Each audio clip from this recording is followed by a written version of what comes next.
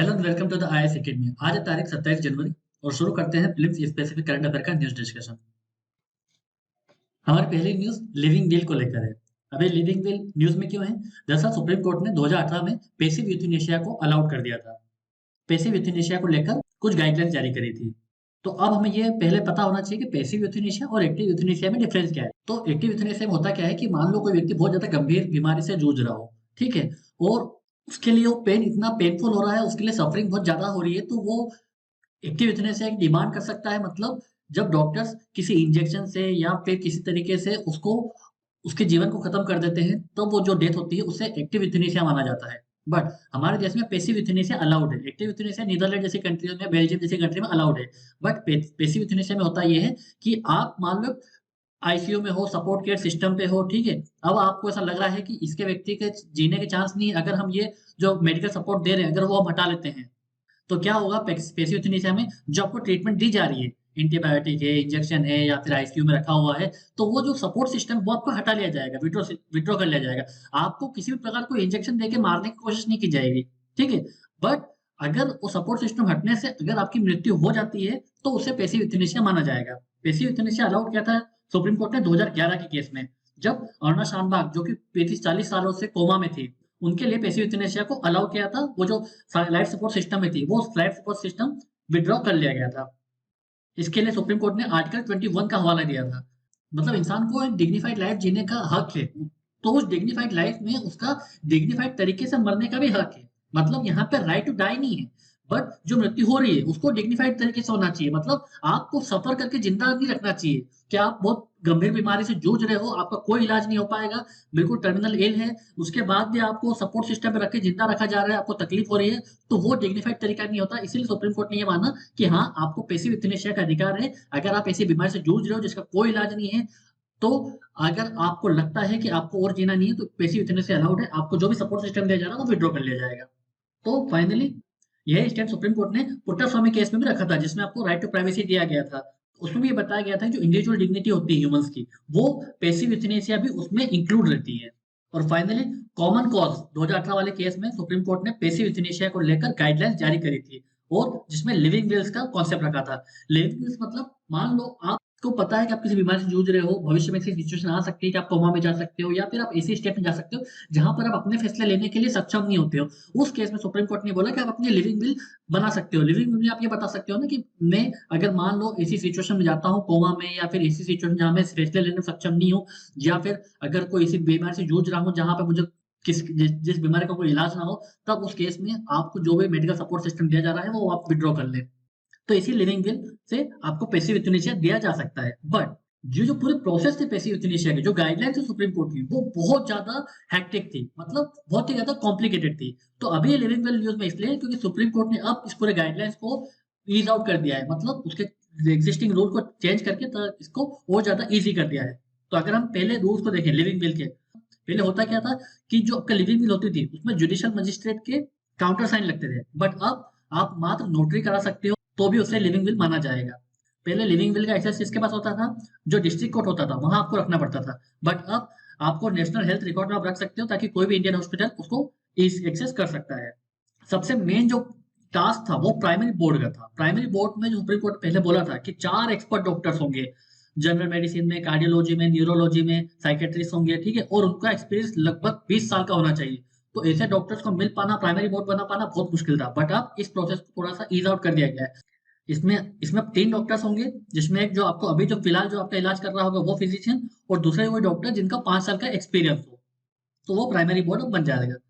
अब जो primary board बनेगा वो कितने समय में डिसीजन लेगा? पहले 2018 के जजमेंट में कोई भी टाइम लिमिट डिसाइडेड नहीं थी, तो वो लोग डिसीजन ले नहीं ले कोई फर्क नहीं पड़ रहा था। बट अब प्राइमरी या फिर सेकेंडरी बोर्ड जो भी है, उसे 48 आवर्स के अंदर अंदर वो डिसीजन लेना पड़ेगा। सेकेंडरी बोर्ड बनाने का भी वो प्रावधान था पहले भी, तो उसमें डिस्ट्रिक्ट कलेक्टर था बनाता था सेकेंडरी बोर्ड। पर अब हॉस्पिटल क्या करेगा? इमीडिएटली सेकेंडरी बोर्ड बना देगा ताकि वो ओपिनियन ले सके। तो ये पूरे चेंजेस किए हैं लिविंग विल को लेकर। लिविंग विल हमारे यूपीएससी के मेंस में इंपॉर्टेंट है यूथनेशिया को लेकर, और प्रीलिम्स में भी इसको लेकर क्वेश्चन पूछे जा सकते हैं, तो हमें पता होना चाहिए। अब चलते हैं आगे। हमारे अगले न्यूज मोन्यूमेंट मित्रा प्रोजेक्ट को लेकर है। अभी न्यूज में इसलिए है क्योंकि जो गवर्नमेंट का जो टारगेट है वो ये है कि 1000 मोन्यूमेंट को प्राइवेट सेक्टर के साथ पार्टनरशिप करके उनके रख रखाव के लिए और ज्यादा कोशिश करना होगी। और इन 1000 मोनूमेंट को प्राइवेट सेक्टर के साथ में जो डेवलपमेंट होगा वो CSR के अंदर होगा, मतलब कॉर्पोरेट सोशल रिस्पॉन्सिबिलिटी मॉडल के आधार पर होगा। तो ये न्यूज़ में है, बट हमें ये पता होना चाहिए कि ये मोनूमेंट मित्रा स्कीम क्या है, जिसको अडॉप्ट हेरिटेज ही बोलते हैं। दरअसल ये स्कीम लॉन्च करी थी मिनिस्ट्री ऑफ टूरिज्म ने, बाद में इसे ट्रांसफर कर दिया गया मिनिस्ट्री ऑफ कल्चर में। इस स्कीम में ये होता था कि जितने भी हमारे ऐतिहासिक जो मोनूमेंट्स होते थे, ठीक है, उनको आप अडॉप्ट कर लेते हो। अडॉप्ट कौन करता है? कोई पब्लिक सेक्टर की कंपनी, कोई प्राइवेट सेक्टर की कंपनी या फिर कोई इंडिविजुअल, ताकि वहां पे जो टूरिस्ट के लिए जो इंफ्रास्ट्रक्चर रिक्वायर्ड है वो आप डेवलप कर सको। इससे और ज्यादा टूरिस्ट आने की संभावना थी। आपको अपने मोन्यूमेंट्स के बारे में पता चलता, आपको अपने इतिहास के बारे में पता चलता, एक अवेयरनेस आती है आपके मोन्यूमेंट्स को लेके, आपके हिस्ट्री को लेकर। इसमें आपको कुछ फैसिलिटीज प्रोवाइड करनी थी। और ये जो मोन्यूमेंट्स थे वो सब सेंट्रल के अंदर आने वाले जो जो सेंट्रल जिनको प्रोटेक्ट कर रहे थे हेरिटेज प्रॉपर्टीज, वो सारे आप प्राइवेट सेक्टर के साथ में उसको डेवलप कर सकते थे, ताकि उसमें और ज़्यादा टूरिस्ट की संख्या बढ़ाई जा सके, उनका टूरिस्ट पर्पज़ से उनका इंफ्रास्ट्रक्चर डेवलप कर सकें, ताकि और ज़्यादा हमारे देश के लोग जाएँ ऐसी ऐतिहासिक मॉन्यूमेंट्स को देखें। तो इन्हीं ऑर्गेनाइज़ेशन को नाम दिया गया था मॉन्यूमेंट्स मित्रा। तो बेसिकली यूपीएससी इस पे क्वेश्चन पूछ सकती है, मॉन्यूमेंट मित्रा क्या होते हैं या फिर ये पूरी स्कीम क्या है? तो अब चलते हैं आगे। हमारी अगली न्यूज़ T+1 सेटलमेंट साइकिल को लेकर है। जैसा कि आपको सबको पता है, जब हम शेयर मार्केट में ट्रेड करते हैं, तो होता क्या है कि जिस दिन आप कोई शेयर खरीदते हो या बेचते हो, उस दिन को क्या बोला जाता है? उस दिन को बोला जाता है ट्रांज़ैक्शन डे। मतलब उस दिन आपने वो ट्रांज़ैक्शन किया, आपने वो पर्टिकुलर शेयर बेचा या आपने पर्टिकुलर शेयर खरीदा, तो वो आपका ट्रांज़ैक्शन डे होता है। पर वो जो ट्रांज़ैक्शन जो आपने किया है, जो शेयर आपने बेचे हैं, खरीदे हैं, वो सेटलमेंट कब होता है? 2 दिनों के अंदर सेटलमेंट होता है। इसी प्रोसेस को बोला जाता था, इसी सिस्टम को बोला जाता था T+2 सेटलमेंट साइकिल। बट अब न्यूज़ में ये है, बट अब ये न्यूज़ में इसलिए है क्योंकि अब जो साइकिल थी T+2 को, उसे T+1 साइकिल कर दिया गया है। मतलब जिस दिन आप सेटलमेंट करोगे, विदिन द 24 आवर्स आपके जो शेयर्स होंगे वो आपके अकाउंट में रिफ्लेक्ट हो जाएँगे कि आपने पर्टिकुलर शेयर खरीद लिए हैं, या फिर अगर आपने कोई बेचे होंगे, तो वो जो आपका मार्जिन होगा, वो आपका रिलीज़ हो जाएगा, आपके अकाउंट में वो रिफ्लेक्ट करने लगेगा। तो ये सब जो प्रोसेस होगी, ये जो सेटलमेंट होगा, वो 24 आवर्स के अंदर हो जाएगा। इसी को बोला जाता है T+1 सेटलमेंट साइकिल। अब ये इम्पोर्टेंट इसलिए क्योंकि चाइना के बाद इंडिया दूसरी ऐसी कंट्री जो ये T+1 साइकिल को इम्प्लीमेंट करने जा रहा है। इससे एक ऑपरेशनल एफिशिएंसी आएगी, फंड रेमिटेंस ज़्यादा ईज़ी हो सकता है, शेयर डिलीवरी ज़्यादा क्विक होगी और जो स्टॉक मार्केट के जो पार्टिसिपेंट्स हैं, वो और ज़्यादा ईज़ी हो जाएगा। होता क्या था 2001 तक क्या होता था कि वीकली सेटलमेंट सिस्टम हुआ करता था। मतलब आपने जितने शेयर खरीदा है, बेचा, तो 7 दिनों के बाद वो पूरा जो ट्रांज़ैक्शन सेटल होता था, आपके अकाउंट में रिफ्लेक्ट करता था। बट 2003 में T+2 हमारा सिस्टम लगभग चालू रहा है। और सबसे इम्पोर्टेंट बात ये है कि अभी तक यूनाइटेड स्टेट्स, यूनाइटेड किंगडम और जो यूरोज़ोन का मार्केट है, वो अभी भी T1 सिस्टम पे मूव ऑन नहीं कर पाए हैं। तो मतलब इंडिया के लिए काफ़ी अच्छी चीज़ है कि वो अपने सिस्टम को और ज़्यादा एफिशिएंट बना रहा है। तो इससे हेल्प क्या होगी हमें? एक तो ओवरऑल जो कैपिटल रिक्वायरमेंट्स होता है, क्योंकि आपका जब सेटलमेंट करते हो, तो वो जो मार्जिन रहता है, वो स्टक रहता है। बट अब वो मार्जिन आपका जल्दी रिलीज़ हो जाएगा T+1 डे में, तो उस मार्जिन से आप क्या कर सकते हो? और ज़्यादा शेयर में ट्रेड कर सकते हो।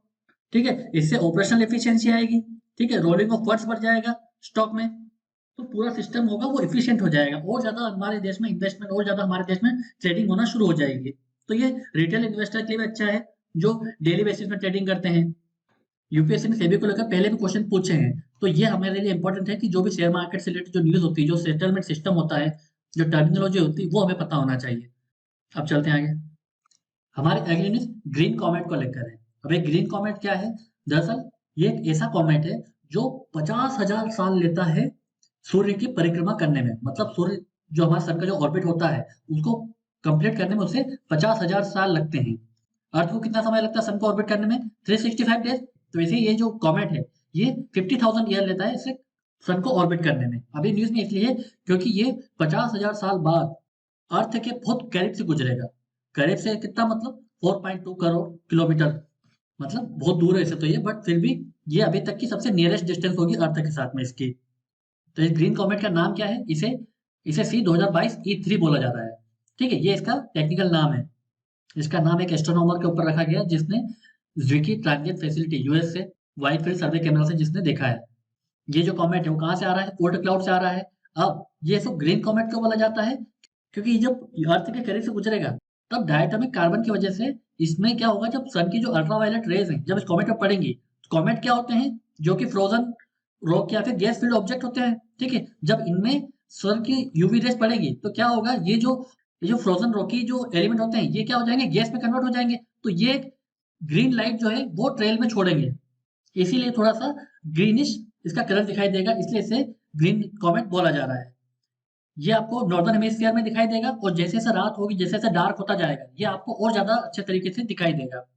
कॉमेट क्या होते हैं, frozen Rocky gas filled object होते हैं, जो कि हमारे सोलर सिस्टम में रेमनेंट्स की तरह होते हैं, मतलब जो पूरी तरीके से कोई प्लेनेट नहीं बन पाए, या प्लेनेट के जो बच्चे बच्चे पार्ट होते हैं उससे ये कॉमेट्स बने। अब इनका कंपोजिशन कैरेक्टरिस्टिक्स ऐसा होता है कि जब ये ट्रेवल करते हैं तो एक लाइट पीछे छोड़ते जाते हैं कॉमेट। तो ये पूरी ग्रीन कॉमेट को लेकर न्यूज हो गई, जो हमें पता होना चाहिए। अब चलते हैं आगे। अब एक प्रीवियस क्वेश्चन देख लेते हैं, जो यूपीएससी ने 2022 के फिल्म से पूछा था। क्वेश्चन है, which one of the lakes of West Africa has become dry and turn into desert. तो इनमें से कौन सा वो लेक है जो पूरी तरीके से ड्राई हो चुका है, जो डेजर्ट में कन्वर्ट हो चुका है। तो ऑप्शन है आपके पास में, Lake Victoria, Lake Faguibine, Lake Oguta, Lake Volta. तो सही आंसर क्या है इसका, लेक फेग्युबिन। ये लेक कहाँ पर है, ये माली में लेक है। हुआ क्या कि 1970 से ये लेक है वो पूरी तरीके से सूख गया था, क्योंकि ये नाइगर रिवर के पास में था, ठीक है। तो नाइगर रिवर इसको चार्ज करती थी, बट जैसे जैसे ड्रॉट आया, ठीक है, तो ये जो चैनल था जिससे पानी आ रहा था लेक में, वो पूरी तरीके से सूख गया और यहाँ पे सैंड फिल हो गया, ठीक है। तो जब वापस से जब बारिश आया, रेनफॉल हुआ, ठीक है, पानी वापस आया, फिर भी ये पानी लेक तक आ ही नहीं पाया। तो क्या हुआ, over the period of time ये लेक पूरी तरीके से खत्म हो गया, और ये इसमें सैंड फिल हो गया, और अब जाके ये डेजर्ट में कन्वर्ट हो गया। इसका आंसर ऑप्शन बी, लेक फेगुइन, जो कि माली में है। इस वीडियो के पीडीएफ को डाउनलोड करने के लिए आप हमारे टेलीग्राम चैनल को ज्वाइन कर सकते हैं। ऐसे ही और करंट अफेयर की वीडियोस के लिए आप हमारे यूट्यूब चैनल को सब्सक्राइब कर सकते हैं। आज की वीडियो में सिर्फ इतना ही है। Thank you very much.